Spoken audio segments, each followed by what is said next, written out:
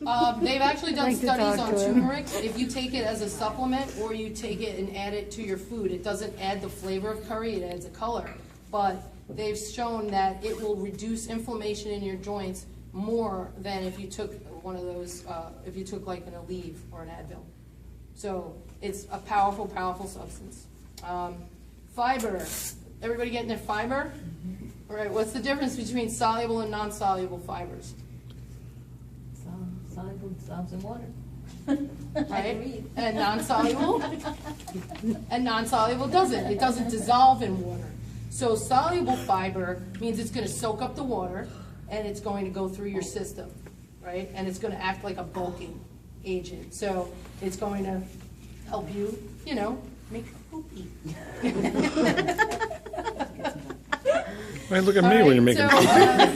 It gives you both I non-soluble. make poopy all day long. So soluble fiber moves through the TMI. system and it helps clean you out. So beans, oats, and broccoli are examples of soluble fibers.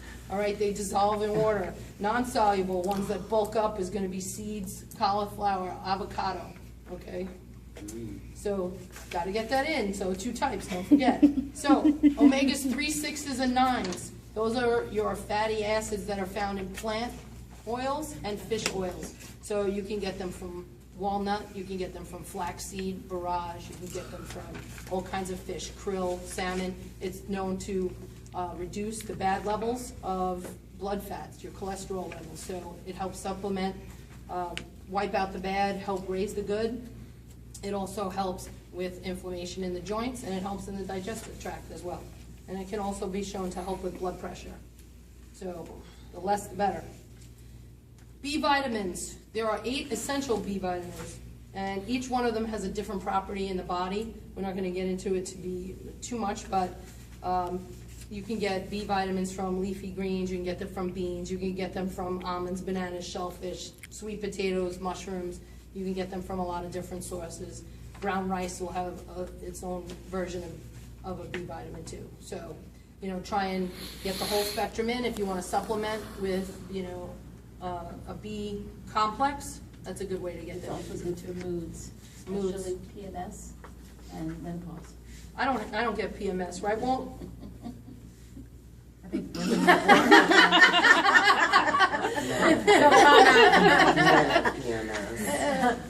okay. Phytosterols are plant compounds found in nuts, beans, and they actually compete in your system with cholesterol. So your body absorbs it before cholesterol gets a chance to get absorbed in your system. So those are good things to keep in your digestive tract. It helps fight cancer and helps even the skin retain collagen. So it helps the aging process. All right. Lycopene, one of the big ones, is what you see in red fruits and vegetables like watermelon and tomatoes are probably the 2 biggest ones. So those are more and more they're showing that it helps with certain types of cancers. It also helps with breast, lung, bladder, ovary, colon cancer, pancreas cancer. It even helps with major infections like HPV and uterine cancer, right? So you can use, I don't think you can overdo it with the lycopene. It's really, really good for you, and it's high in fiber, especially tomatoes and watermelon. So you eat it, you get so many different things out of it. So again, run the spectrum, try and, you know, do different things with it, you know, week to week. 1 week we're eating pineapple, 1 week we have watermelon. So just, you know, keep mixing it up. Magnesium, when you think fiber, any food that's got fiber in it is going to have a good level of magnesium in it. Magnesium is really good for blood pressure. It's good for migraines. It's good for lowering the bad cholesterols in your system and helping to raise the good ones. All right? Leg cramps. Leg cramp. Asthma as well. And asthma, yeah. It The opens list the goes lungs. on and on and on. I was trying to like just keep it. That's why I came back But thank off you. the magnesium side. So you can get those from leafy greens, seeds, and almonds are very good sources of magnesium. Calcium helps maintain bone density. It's also been shown to help control blood pressure. When you combine calcium with what? What do you always see calcium with? Vitamin D. It makes it even better and stronger and works better together. So compounds of certain things work better together than alone. So someone asked me to cover alkaline versus acidic foods, and there's not a lot of research on alkaline and acidic foods, but there is some theories out there that foods with more alkalines respond better in your system for inflammatory purposes and cancer prevention and things like that. So always strive for balance, but basically foods with alkaline are going to be your citrus fruits, and I put the whole list here: watermelon, asparagus, onion, parsley, spinach, cabbage, mushrooms, peas, cauliflower. Everything that's compliant on our vegetable list is going to be high in alkalines too. So that doesn't mean that foods with acid are better or worse, but you should always strive for balance. So acidic foods means not that it's acid in your stomach, but that it produces acid in your urine.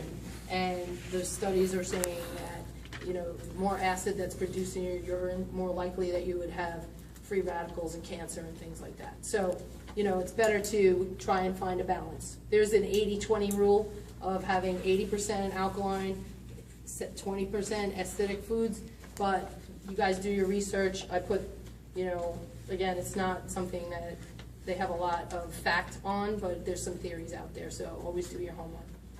But one good thing about that I did read about the alkaline is doing a flush in the morning with lemon and some water, and I know that you do that, Anthony, right? What's that? Lemon with water? Yeah. Warm water or cold water? I just put it in the water that I drink, so it's usually cold. Yeah.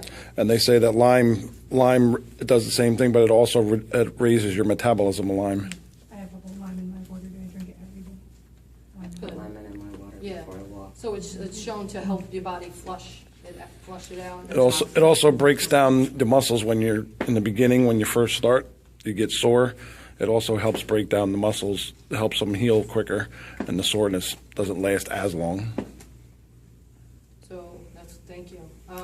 Again, I put down where I found my information today along the bottom of the page. So if you want to check into things, I mean, I always use WebMD and I use Livestrong, and they always have good information. It doesn't seem kooky, you know, it seems pretty well thought out.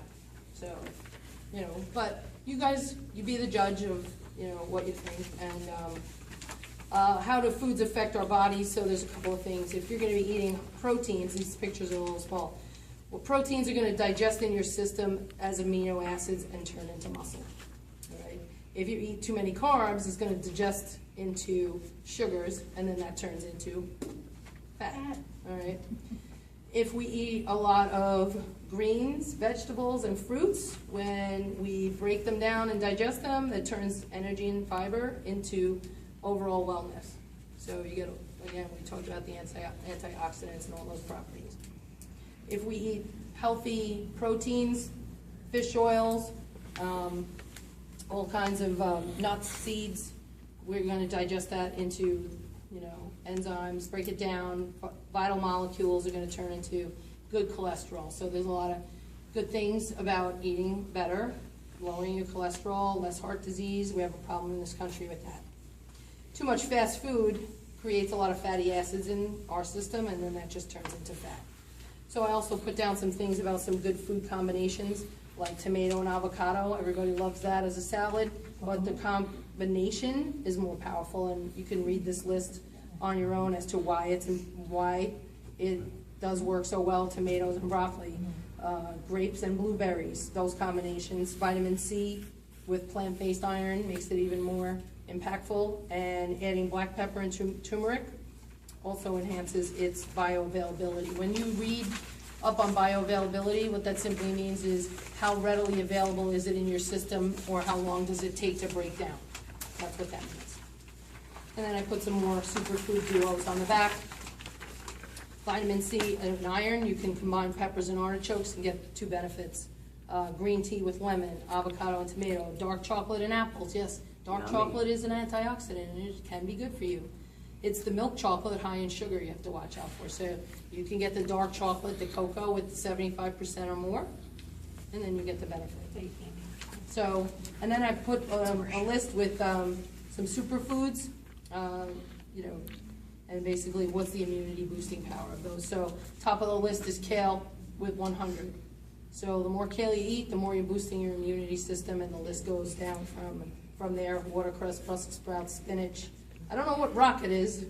Does anybody know what that is? All right. Cabbage, broccoli, cauliflower, romaine, green and red peppers, leeks, strawberries, mushrooms, tomato, pomegranate, carrot, raspberry, orange, grapes. So this is also, looks like the Dirty Dozen list too. So these are the list of things that you should eat for your immunity, but should avoid conventional and buy the organic. All right? So I think we could stop right here.